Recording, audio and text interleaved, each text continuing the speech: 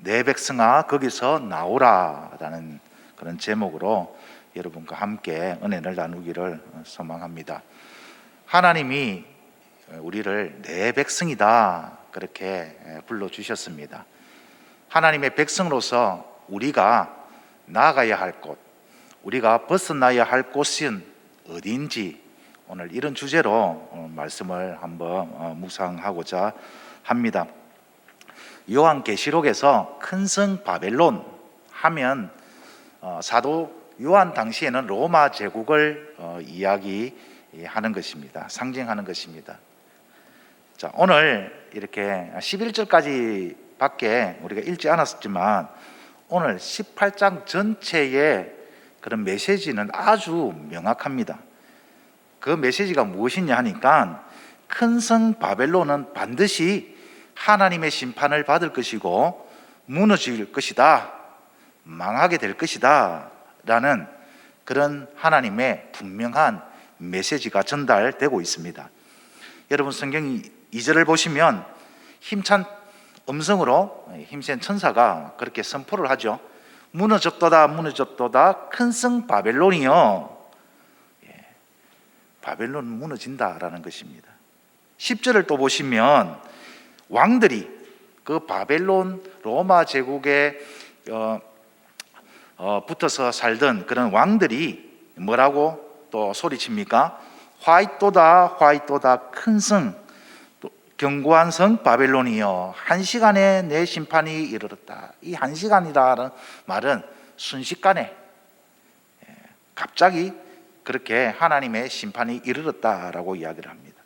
또 16절 17절을 한번 보시면 이제 상인들이 그 바벨론 로마 제국의 멸망을 보고 화이토다 화이토다 큰 성이여 세마포 옷과 자주 옷과 붉은 옷을 입고 금과 보석과 진주로 꾸민 것인데 그러한 부가 한 시간에 망하였도다. 그렇게 또 울부짖고 있습니다. 19절을 보시면 이제는 선장과 각처를 다니는 선객들과 바다에서 일하는 선원들, 일꾼들이 또 그렇게 한탄하며 애통하며 부르짖습니다. 화이토다 화이토다 큰 성이여 바다에서 배부리는 모든 자들이 너의 보배로운 상품으로 치부하였더니 한 시간에 망하였도다. 갑자기 망하였다라는 것입니다. 21절에도 보시면 이에 한 힘센 천사가 큰 맷돌 같은 돌을 들어 바다에 던져 이르되 큰 성 바벨론이 이같이 비참하게 던져져 결코 다시 보이지 아니하리로다. 큰 성 바벨론 절대 망하지 않을 것 같은 막강한 권력, 권세를 누리던 부귀영화를 누리고 휘황찬란한 문화를 꽃피웠던 그 바벨론이 하나님의 심판을 받아서 무너지는 것을 이야기를 하고 있습니다. 또 오늘 본문에서 우리가 보는 메시지, 두 번째 메시지는 무엇이냐? 그렇기 때문에 내 백성아 바벨론으로부터 나오라. 그렇게 하나님은 명령을 하십니다. 4절을 보시면 또 내가 들으니 하늘로부터 다른 음성이 나서 이르되 내 백성아 거기서 나와 그의 죄에 참여하지 말고 그가 받을 재앙들을 받지 말라. 왜 바벨론으로부터 나와야 하는가? 이유는 단 한 가지입니다. 죄에 참여하지 말고 재앙들을 받지 않기 위해서 반드시 바벨론으로부터 나와야 된다라는 것입니다. 바벨론에서 벗어나야 된다라는 것이죠. 사도 요한 당시에 이 본문은 어떤 메시지로 다가왔겠습니까? 바벨론으로 상징하는 로마 제국도 반드시 하나님의 심판을 받을 것이고 무너질 것이고 멸망할 것이다. 그러니 지금은 로마가 주는 부귀영화를 누리는 많은 사람들이 있지만 그것 때문에 부러워하거나 또 낙심하거나 절망하지 말고 오히려 어떻게 하라고요? 거기서 나와서 즐거워하라. 20절을 보시면 하늘과 성도들과 사도들과 선지자들아 그로 말미암아 즐거워하라. 바벨론의 그러한 심판, 로마의 그러한 심판을 보고 즐거워하라, 기뻐하라, 감사하라. 왜냐? 하나님이 너희를 위하여 그에게 심판을 행하셨음이라. 아멘. 오늘 우리에게 주시는 메시지는 무엇이겠습니까, 여러분? 바벨론, 로마로 상징되는 그 어떤 것들로부터 반드시 우리가 떠나야 되는 것입니다. 벗어나야 된다라는 것이죠. 그러면 로마가 상징하는, 바벨론이 상징하는 것은 무엇이었습니까? 지난 17장에 좀 설교가 길었는데, 화려한 문화, 또 세상을 지배하고 있는 그 어떤 세속적인 가치관, 사상들, 이런 것들로부터 반드시 벗어나라라는 것이죠. 아무리 화려하고 매혹적이고 지금 당장 만족과 기쁨과 즐거움을 줄 수 있어도 그것은 한순간일 뿐이다. 영원한 것이 아니다. 반드시 하나님의 심판을 받아 무너지고 멸망한 것들이니까 거기에 미련을 두지 말고 마음을 두지 말고 깨끗하게 잊고 돌아서서 나오라는 것입니다. 하나님 백성은 세상 사람들을 지배하고 있는, 또 교회를 위태롭게 만드는 영적 바벨론, 영적 로마로부터 반드시 떠나야 한다라고 말씀하고 있습니다. 바벨론은 그 당시에 이스라엘 백성들을 압제하고 탄압하고 했던 그런 대적들이었습니다. 로마는 성도들을 괴롭히고 핍박하고 박해했던, 교회를 무너뜨리는, 하나님 나라를 대적하는 그런 존재들이었습니다. 이러한 존재들로부터 어떻게 하라고요? 떠나가라라는 것입니다. 이것을 오늘날로 적용을 해보면은 오늘날에도 하나님의 나라를 대적하고 교회를 무너뜨리려고 하는 세상적인, 세속적인 그 어떤 가치관이라든지 사회 문화라든지 사회 현상들로부터 반드시 하나님 나라 백성들은 떠나야 된다, 나와야 된다, 거기에 마음에 미련을 두서는 안 된다, 이렇게 명확한 메시지를 전달하고 있습니다. 자, 그러면은 여러분 한번 생각해 보십시오. 오늘날 지금 이 순간, 이 현재 교회의 가장 위협적인 것은 무엇입니까?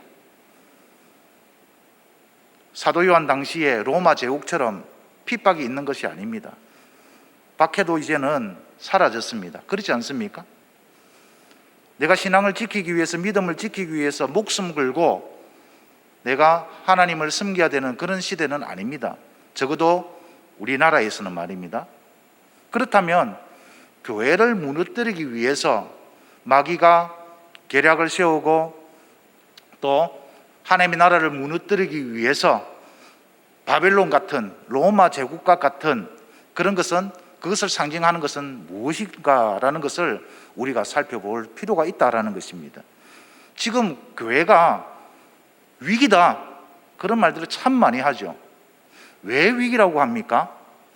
코로나 바이러스 때문에 교회에 모이지 못하기 때문에 예배가 온전히 드려지지 않고 성도 간의 그런 교제가 온전히 이루어지지 않는 그런 것 때문에 교회가 정말 위기를 맞은 것일까요? 여러분은 어떻게 생각하십니까? 지금 교회가 당면한 위기는 무엇이라고 생각하십니까? 우리는 우리의 생각, 우리의 느낌, 우리의 그런 어떤 기준에서 판단하는 것이 아니라 우리는 정확하게 하나님의 말씀을 가지고 판단을 하고 분석하고 해석하고 우리는 이해를 해야 될 것입니다. 바울 사도가 오늘 이 질문에 정확한 답을 해 주셨습니다. 앞으로 종말의 시대, 말세가 되면, 자, 여러분, 말세는 지구 종말을 이야기하는 것이 아닙니다. 예수님이 이 땅에 재림하시는 그 순간을 말세라고 하지 않습니다. 거듭 말씀드리지만 말세, 종말은 예수님이 이 땅에 처음으로 오신 그 순간부터 죽으시고 부활하시고 승천하실 그 순간뿐만 아니라 예수님이 다시 오실 그 모든 기간이 말세고 종말입니다. 이 종말의 때가 어떤 때인가? 바울 사도가 정확하게 설명을 해 주었고 그것을 반드시 마음에 새기라고 그렇게 알려주셨습니다. 혹시 어디인 줄 아십니까? 여러분 성경 한번 찾아볼까요? 신약 성경 345페이지 345페이지 디모데후서 3장 1절에서 4절 말씀입니다. 디모데후서 3장 1절에서 4절 말씀 한번 살펴봅시다. 오늘날 교회의 가장 위협적인 그런 영적 바벨론 로마는 무엇인가?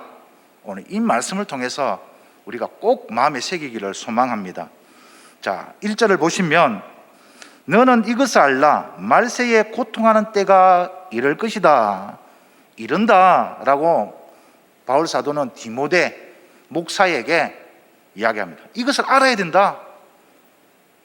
에베소 교회에 담임을 하고 있는 디모데 목사에게,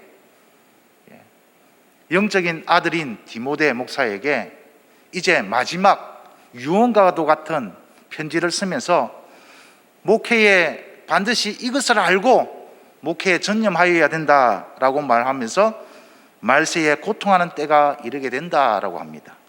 자, 말세는 언제라고 했습니까? 예수님이 이 땅에 오신 그 순간부터 예수님이 다시 오실 재림의 그 순간까지 모든 기간이 말세고 종말이라 했습니다. 그러니까 우리가 지금 말세에 살고 있죠. 말세는 고통하는 때가 있다라고 합니다. 고통한 때다라고 말씀하고 있습니다. 여기서 고통하는 때가 무엇이냐 하니까 박윤순 박사께서는 위태한 때다, 모든 죄악이 성해지는 때다, 이렇게 해석을 했고, 존 스토트와 같은 유명한 그런 신학자들은 힘들고 어렵고 악하고 위험한 시기다. 자, 그렇다면 무엇이 위태하고 힘들고 어렵고 악하고 위험한 시기를 겪는다고 이야기할까요? 세상이 그럴까요? 세상이 위험하다, 세상이 어렵고 악하고 세상이 위태위태하다, 그 말을 하는 것일까요? 그건 아닐 것입니다. 왜냐하면 이 세상은 아담이 죄를 지은 이후부터 원래 악했습니다. 맞습니까?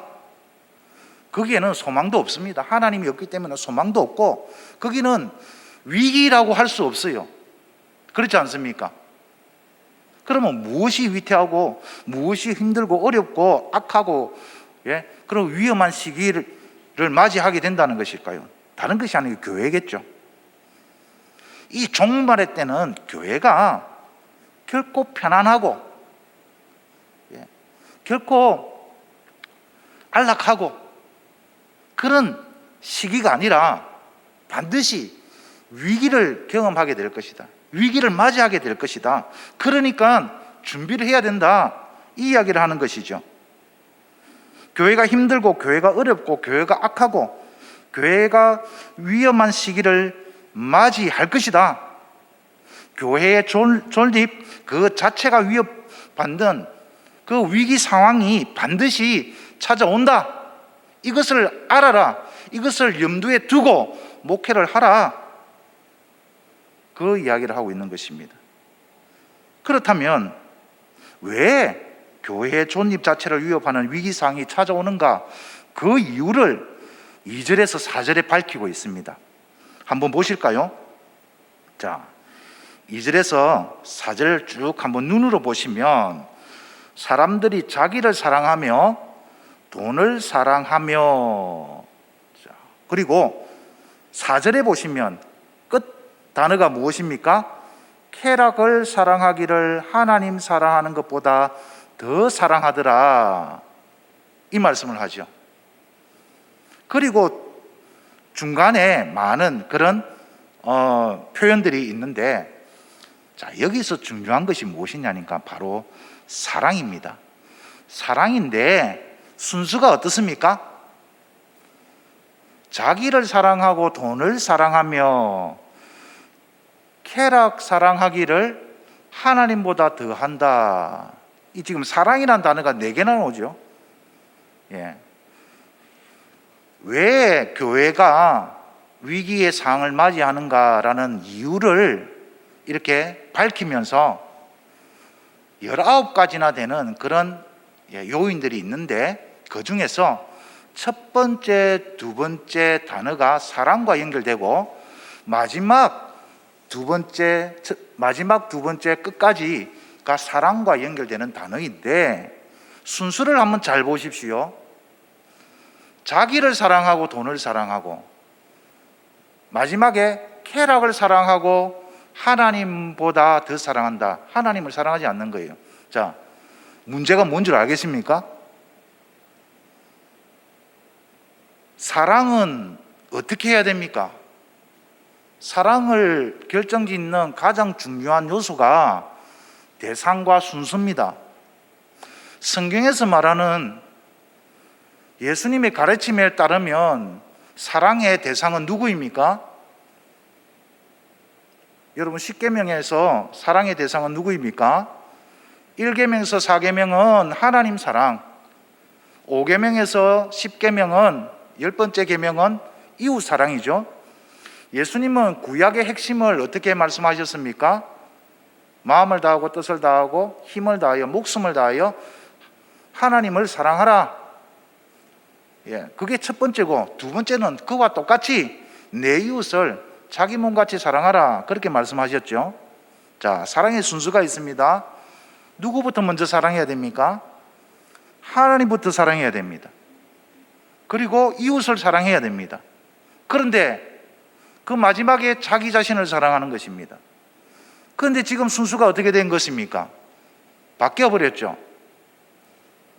하나님 사랑은 맨 마지막이고, 자기 사랑하고 돈 사랑하고, 그러다 보니까 그 부작용이 무엇입니까? 자, 자기를 너무 사랑하니까 그 부작용이 2절에 보니까 자랑하며 교만하며 비방하며, 남을 생각하지 않는 것이죠. 오직 자기 중심입니다.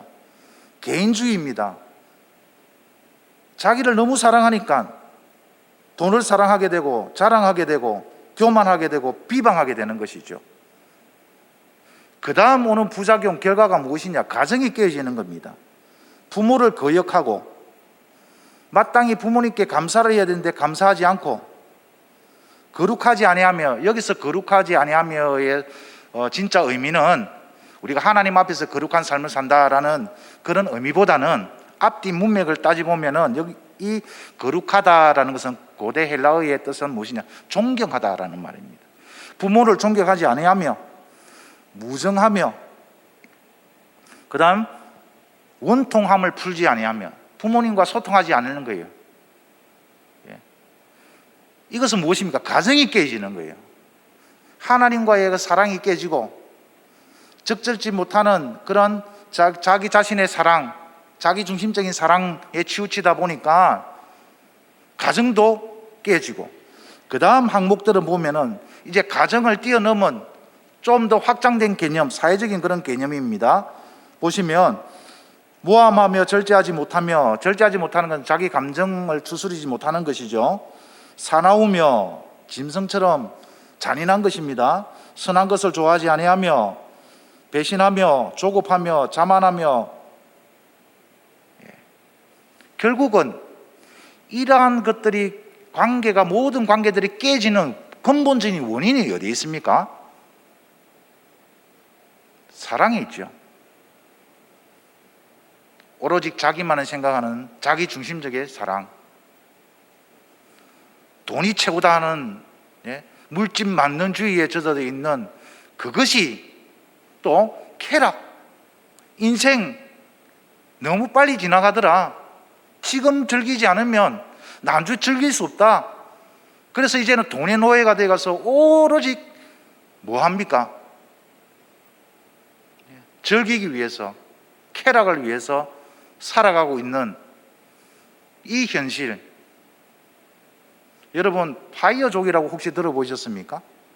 요즘 젊은이들이 원하는 것인데, 20, 30대 수단과 방법을 가리지 않고 돈을 끌고 모아서 40대, 50대는 편안하게 자기가 하고 싶은 대로 하는 삶을 누리려고 하는 그런 생각을 가지고 있는 사람들이, 젊은이들이 파이어족이다라고 그렇게 이야기를 합니다.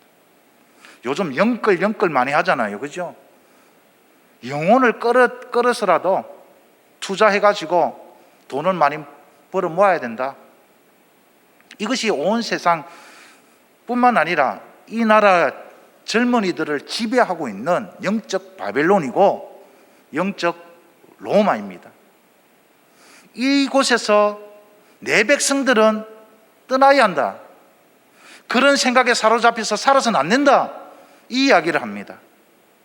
그러면서 우리에게 주신 그 하나님 나라 백성의 가장 기본적인 책임과 의무, 하나님을 사랑하고 이웃을 내 몸과 같이 사랑하는 것, 그것이 오늘날 하나님의 백성이 마땅히 해야 할 것이다 라는 것입니다. 여러분, 오늘 요한계시록을 계속 묵상하고 있는데 19장 어려운 것 아니죠. 18장 가장 기본적인 것은 세상의 가치관을 따라, 세속적인 가치관을 따라 살면은 반드시 망하게 되어 있다. 하나님 나라 백성은 그런 세속적인 가치관을 따라서 살아가는 것이 아니라 하나님을 사랑하고 이웃을 사랑하는 것, 이렇게 살아가는 나의 백성은 결국 어떻게 되는 것입니까? 나중에 참 기쁨과 참 즐거움과 참 안식 속에 살게 될 것이다 라는 너무나도 분명한 그런 메시지를 오늘 우리에게 전달하고 있습니다. 여러분, 하나님의 사랑은 어떻게 표현됩니까? 이 코로나 시대에 이 사태를 겪으면서 하나님을 사랑하는 사람 한번 생각해 보십시다. 우리가 상식적으로 내가 사랑하는 사람이 있다, 만나야 되죠. 어쨌든 만나야 되지 않습니까? 한 달에 한 번도 안 만나면서 나 당신 너무나도 사랑해요, 알죠? 100번, 1000번, 10,000번 전화해도 소용없습니다. 1000번, 10,000번 전화하는 것보다 한번 만나는 게 중요하죠. 그렇지 않습니까? 한번 만나서 그동안 있었던 이야기도 서로 나누고 식사도 같이 하고 손잡고 데이트도 하고, 그게 사랑이지. 딴 사람하고 손잡고 다니면서 전화로만 사랑한다 사랑한다, 그 사랑 인정합니까 안 합니까? 여러분 같았으면 사랑 인정합니까? 네, 절대 사랑 인정 안 하죠, 그죠?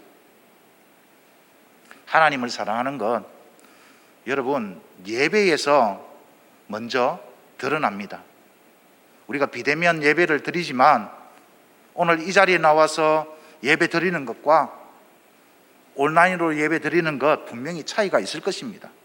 저도 주일에 제 설교가 아니더라도 집에서 온라인으로 이렇게 부부가 앉아서 예배를 드려보니까 이 본당에서 와서 전 성전에서 와서 예배 드리는 거하고는 너무 차이가 많이 나더라고요. 일단 마음 자세가 달라지더라고요. 여러분, 우리에게 환경이 주어지지 않을 때는 모르지만 이렇게 주어졌을 때는 어떻습니까? 하나님께 정말 예배하는 자로서 바른 모습, 바른 태도를 보여야 되는 거 아니겠습니까? 우리의 중심을 보시는 하나님. 또 하나님을 사랑하는 자는 하나님의 계명을 즐겁게 지킨다고 했죠. 하나님을 사랑하는 사람은 그 계명이 무거운 것이 아니라고 했습니다. 하나님을 사랑하니까 그 계명을 지키는 것이 너무 즐겁고 너무 행복한 것입니다. 마치 연애할 때 내 상대방이 말하는 것을 정말 내가 하늘의 별까지 따다 주고 싶은 그런 심정, 그것이 하나님의 사랑하는, 내가 사랑하는 대상에게 주어지는 그런 마음이다라는 것이죠. 그래서 하나님을 사랑하는 것, 말씀을 열심히 지키는 것입니다. 순종하는 것입니다. 그런데 제대로 순종해야죠. 하나님의 뜻을 잘 알고 그 하나님 뜻에 맞게끔 우리가 순종하는 것이 필요합니다. 이제 눈치 빠르신 분들은 제가 또 뭘 강조하려고 하는지 또 아실 것입니다. 상반기 이제 변명 못합니다. 전에는 이제 우리가 시간적 제약도 있었고 장소적인 그런 제약도 있어서 참 어렵습니다 했는데 이제 약속했잖아요. 밤 12시도 좋고 요일 필요 없습니다. 온라인으로 할 수 있으니까 제발 우리 젊은 계층들 하나님 말씀 배우는데 좀 노력을 합시다. 그래서 하나님 말씀대로 올바로 순종할 때 하나님 사랑하는 것이고 하나님의 마음만 얻는다면 하나님께서 무언들 못 주겠습니까? 예. 신명기 28장에 제가 참 좋아하는 말씀인데 하나님의 하늘의 아름다운 보고를 열으셔가지고, 보고가 무엇입니까? 보물창고지 않습니까? 보물창고를 열으셔가지고 부어주신다 약속했지 않습니까? 단 조건이 있습니다. 하나님 말씀대로 순종하며 살아갈 때. 세상 사람들은 그걸 모르니까 자기 영혼을 끌어들여서라도 투자를 하려고 하는데 얼마나 참 어리석습니까? 여러분 늦지 않았습니다. 3월 우리 첫 주 7일까지 우리가 신청서를 받습니다. 그래서 꼭 한 강좌씩 신청하셔가지고 우리 부교육자들이 지금 신방도 사실 잘 못하는 그런 상황이잖아요. 그래서 일주일 내내 월화수목금토 강의할 수 있도록 그렇게 신청 좀 많이 해주십시오. 얼마나 행복하겠습니까? 이야, 우리 성도들이 이렇게 배우려고 하는 열정이 있구나. 그래서 더 열심히 목사들도 노력하고 연구해서 함께 하나님의 은혜를 나누는 것입니다. 한번 도전이 됩니까? 지금 현재 한 17분, 첫 주에 한 17분 이렇게 신청했으니까 두 번째 주는 이제 배로 또 신청할 것이고 한 200명 정도 신청하겠죠, 그죠? 그래서 우리 담임 목사님도 우리 성도들이 그렇게 열정이 많으면 목사님도 열심히 이제 줌 배우셔가지고 하시겠답니다. 그래서 정말 우리가 하나님의 말씀을 가지고 하나님 사랑을 표현하고 또 그 말씀 속에는 무엇이 있습니까? 이웃 사랑. 서로 줌을 통해서 구역 예배도 하고 교제도 하고 그런 열정이 있으면, 열정이 없어서 그렇지 그런 마음이 있으면 어떻게 합니까? 그거 배우는 거 어렵지 않습니다. 아니 목사님 잘 모르겠는데 한번 어떻게 하는가 한번 설명해 주십시오. 그럼 저희들이 달려갑니다. 어느 구역입니까? 6구역. 이거 해서 죄송하지만 이거 제 구역이네요. 몇 시에 들으실 겁니까? 그러면 제가 가서 구역장님 댁에 가가지고 하는 방법 설명해 드리겠습니다. 그 전에 먼저 구역 식구들 주일에 잠시 모이라 하시면은 그때 한번 해보겠습니다. 그렇게 해서 한 가정 한 가정 늘립니다. 그러면은 이제는 코로나가 오고 더한 것들이 와도 우리가 주 안에서 교제하는 것이 어렵겠습니까? 실천하는 거, 사랑 실천하는 거 어렵겠습니까? 아닙니다. 결코 그렇지 않습니다. 하나님 사랑과 이웃 사랑에 똘똘 뭉쳐 있으면 그 어떤 질병이 와도, 그 어떤 위기 상황이 와도 교회는 무너진다 안 무너진다? 절대 무너지지 않는다. 그 말씀을 하고 있는 것입니다. 우리가 세상의 화려함에 우리의 마음을 빼앗기는 것이 아니라 진짜 하나님이 원하시는 그 사랑에 우리가 최선을 다하면은 하나님께서 그곳에 은혜를 부어주시는 것이고, 교회는 결코 무너지지 않고 망하지 않고 교회는 존속될 것이며, 끝내 이제 다음 장에 어린 양의 혼인잔치에 참여하게 될 것입니다. 아름다운 신부로서 우리가 그것을 기대하며 살아가야 되지 않겠습니까? 제 말씀을 정리하겠습니다. 여러분, 우리가 벗어나야 할 그곳은 어디입니까? 우리가 나와야 할 그곳은 어디입니까? 자기 사랑하는 것, 돈 사랑하는 것, 쾌락 사랑하는, 지금 이 세상에 지배적으로 영향을 끼치고 있는 그러한 세속적인 가치관으로부터 나와서 이제 진정으로 하나님이 원하시는, 하나님 사랑하고 이웃 사랑을 실천하는 그런 어린 양의 신부로서 혼인잔치를 준비하는 그런 거룩한 복된 백성이 되기를 원하는 것이 하나님 아버지의 마음인 것입니다.